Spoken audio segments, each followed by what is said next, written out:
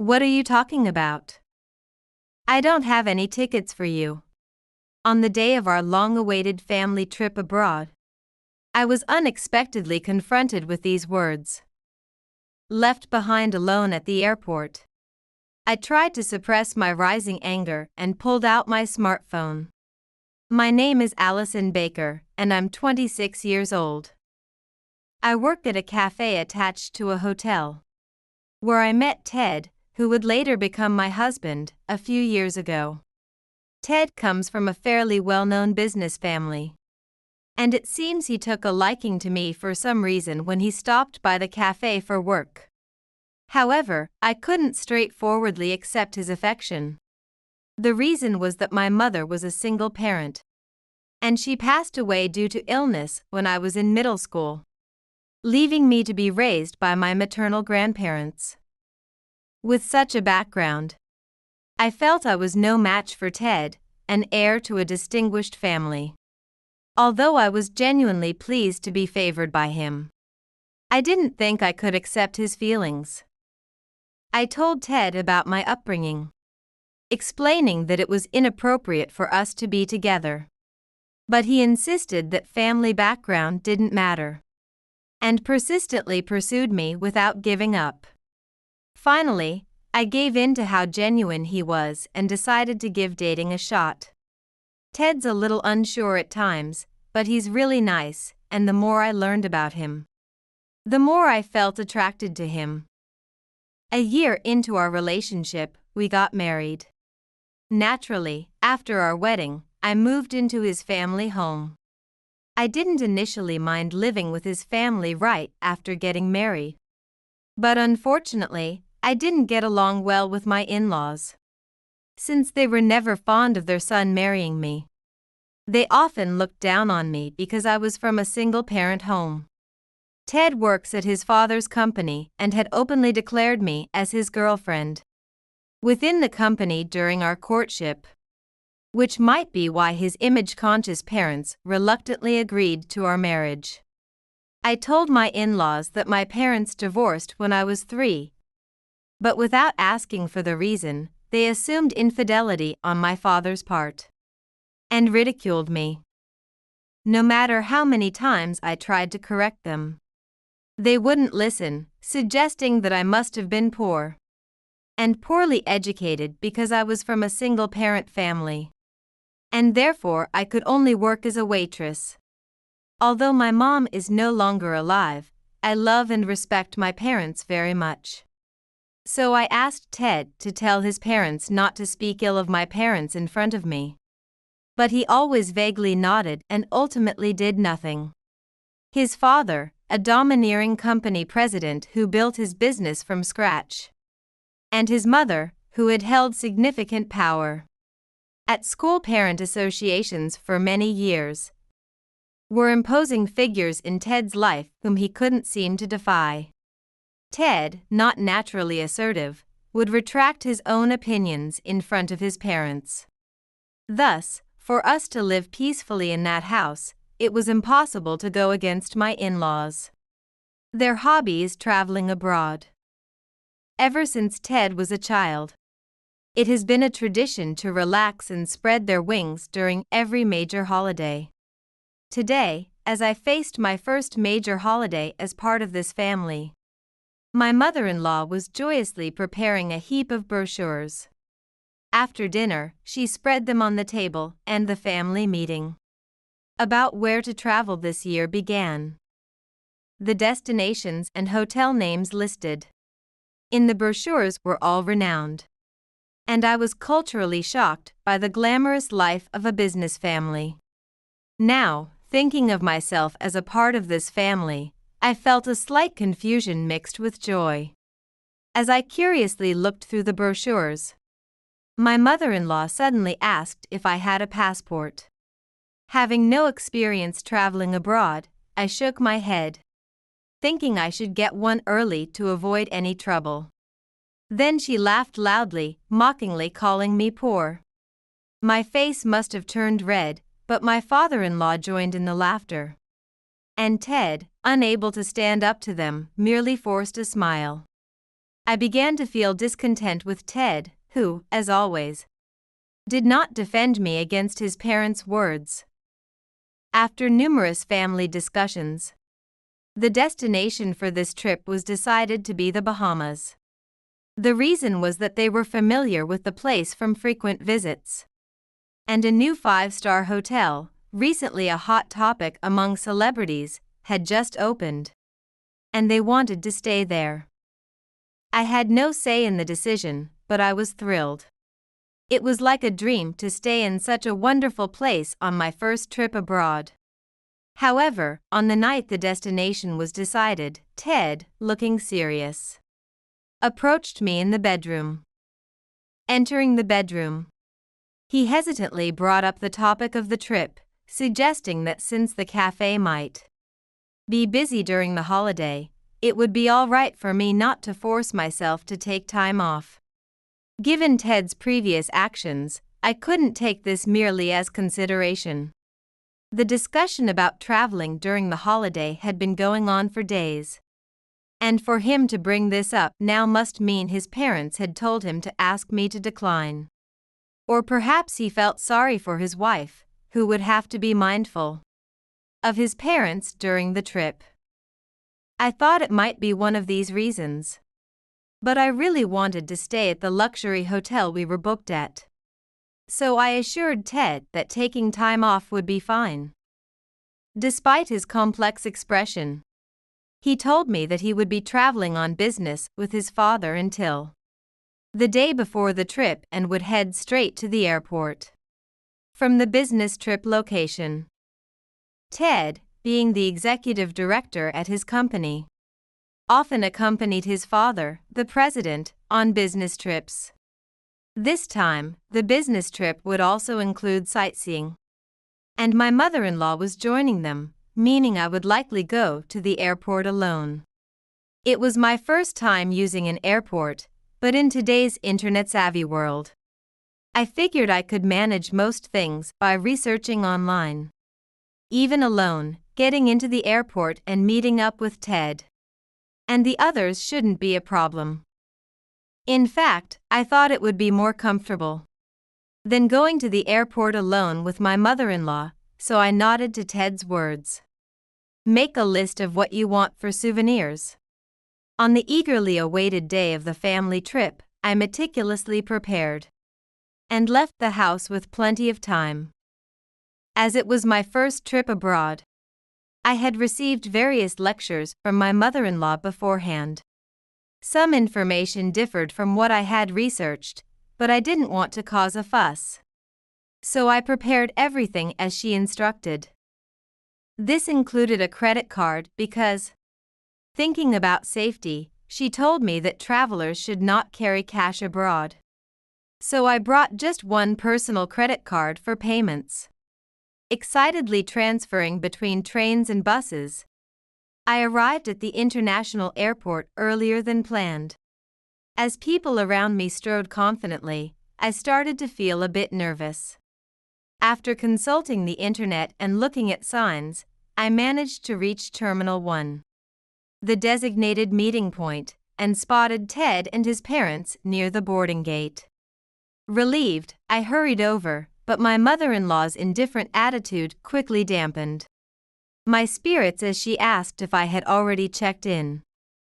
Admitting I hadn't, I started to look around frantically to head for the check-in, only to be stopped immediately by her.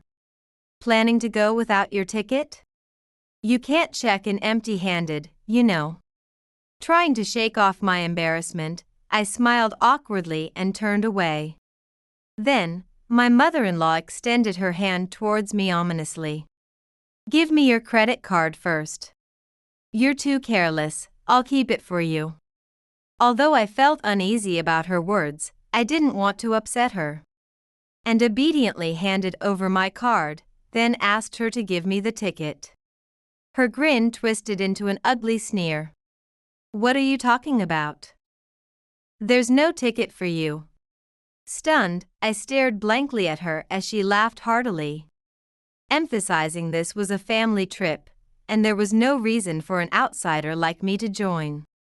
My astonishment deepened as I looked at my father-in-law, who was also smirking at me. It was then even my naive self understood the intentions of my in-laws. Hoping for some support, I turned to Ted, but he awkwardly averted his gaze. Realizing he must have known about their scheme from the start, my spirits plummeted. My mother-in-law mocked me for my naivety as I blushed with embarrassment and misery. But look, Allison has never stayed in a 5-star hotel, right? It would be sad if she made a fool of herself there since she's clueless about proper etiquette. Hearing Ted's unhelpful words, his mother agreed, claiming this was their kindness. Overwhelmed by my emotions, I clenched my fists, unable to retort as she spoke condescendingly. Why don't you try camping around here? Since you've come all this way, at least enjoy a bit of a travel experience. Leaving that said, my mother-in-law, in good spirits with my father-in-law and Ted making an apologetic gesture, disappeared towards the boarding gate. How much time had passed? After a while, standing there with my head down, I suddenly realized I was penniless. My habit of being overly careful made me stick to my mother-in-law's instructions perfectly. I just brought the money I needed for the train and bus. Now I wish I had set up mobile payments on my phone. Now, I couldn't even afford to return home, let alone go on a trip. Realizing that my mother-in-law had taken my credit card to further torment me filled me with rage. Despite being married to Ted and living with his family, it was clear I was not considered part of the family by his parents. And for Ted, appeasing his parents was more important than his wife's feelings, making it clear that his loyalties lay with them, not with me. This realization made me completely disenchanted with the situation. All right, as you wish, mother. I guess I'll stay around here. Muttering to myself at the empty boarding gate, I resolved to retaliate against my in-laws and Ted. Once my decision was firm, I acted swiftly, pulling out my smartphone from my bag and calling my real father without hesitation. In fact, my dad is a businessman who owns the hotel group that operates the 5-star hotel where my in-laws were supposed to stay. He had always dreamed of managing hotels since he was young, but had given up the pursuit when my mother became pregnant with me. However, his passion never faded, and eventually, he went abroad alone to learn international standards of hospitality. My mother was reluctant to raise a child in an unfamiliar country, so she decided to stay in America with me. The details of the discussions between my father and mother at that time are unclear, but they ended up divorcing, and my mother was granted custody of me, while my parents maintained family ties despite their divorce. They celebrated together when my father's dream came true, and he opened a highly successful luxury hotel abroad. After my mother's death, my father had invited me to join him overseas, but I couldn't leave my grandparents who had helped raise me. Nevertheless, I hoped to work with him someday, and continued various hotel-related jobs to understand true hospitality. Since my in-laws had never met my father, given that he was always overseas, and the wedding greetings were done over the phone, it's understandable they didn't connect me with the famous hotel owner seen on TV. As soon as my father answered, I skipped pleasantries and asked him to cancel their reservation, tearfully explaining why. While I knew it wasn't right to involve personal feelings in his business, I couldn't bear to let my in-laws win. My father was outraged and agreed immediately. However, another urgent problem was that I was out of money, which was the real reason I had called him. After the call, I learned that my father had just opened a hotel near the airport. aimed at American tourists. Stranded without money, I asked if I could stay there, knowing I couldn't immediately ask any friends for help, and still fuming over my mother-in-law's suggestion to sleep outside. I hoped to stay the night and sort out payment later. My father warmly agreed to let me stay free of charge, lamenting that this was the least he could do as a parent. Gratefully, I thanked him. About 8 hours after I had resolved to take action, my smartphone rang with a call from Ted. When I answered, what I heard was not words but a voice sobbing uncontrollably. Listening closely, I realized it was not Ted speaking, but my mother-in-law, complaining through tears. They had gone to the hotel they had booked as a trio, but the local staff had vehemently rebuked them for disrespecting the president's daughter of the hotel group. They were told that such people were not welcome to stay, and were turned away from the hotel. Is the president of that 5-star hotel your father? When my mother-in-law confronted me, asking if it was true that my father owned the hotel, I confirmed it. She then accused me of hiding the truth.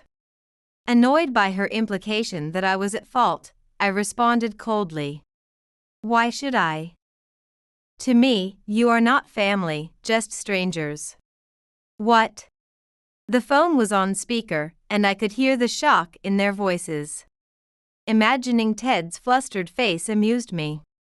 He would never guess that the woman he abandoned at the airport was now lying in a sweet bed. I'm divorcing Ted.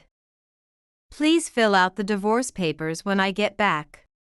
I'll have everything prepared by the time you return, I stated decisively. Ted frantically pleaded, asking if this was because he never stood up to his parents, and promising it would change. But it was too late. What now? It's too late by then. As I was about to hang up the phone, cutting off any chance for Ted to explain or apologize, my mother-in-law, who had previously been so domineering, suddenly sounded desperate to stop me.